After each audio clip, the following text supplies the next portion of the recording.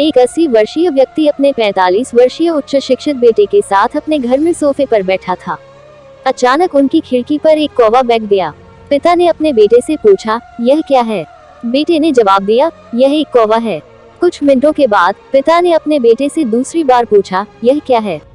बेटे ने कहा, पिता, मैंने अभी आपको यह एक कौवा है कहा है। थोड़ी देर बाद बूढ़े पिता ने फिर से अपने बेटे से तीसरी बार पूछा, यह क्या है? इस समय बेटे के स्वर में कुछ जलन महसूस हुई। तब उसने अपने पिता से झुझलाते हुए बोला, यह एक कौवा है, एक कौवा। थोड़ी देर बाद पिता ने फिर से अपने बेटे से चौथी बार पूछा, यह क्या है?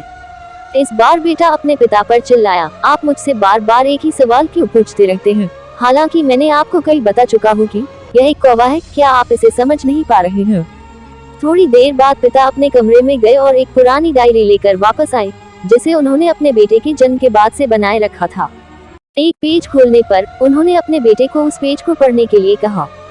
जब बेटे ने इसे पढ़ा तो निम्नलिखित शब्द डायरी में लिखे गए थे, आज मेरा 3 साल का छोटा बेटा सोफे पर मेरे साथ बैठा था। जब खिड़की पर एक कौवा बैठा था, मेरे बेटे ने मुझसे 23 बार पूछा कि यह क्या है, और मैंने उसे 23 बार जवाब दिया कि यह एक कौवा था।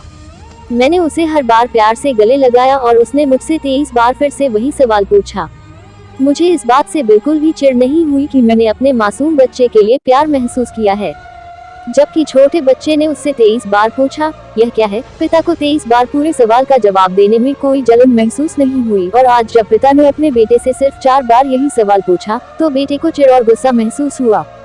इससे पक्का उस बेटे को अपने किए गए व्यवहार का पता चल गया था, जिससे चलते अब वह मन ही बहुत शर्मिंदा हो रहा था। शायद उसे अब किए गए अपने बूढ़े पिता के प्रति व्यवहार पता चल गया था। इसलिए यदि आपके माता पिता जब बुढ़ापे में होते हैं, उन्हें न तो पीछे छोड़े और न ही उन्हें एक बोझ के रूप में देखें, बल्कि उनके साथ एक दयालु शब्द बोले, शांत, आज्ञाकारी, विनम्र और उनके प्रति दयालु बने।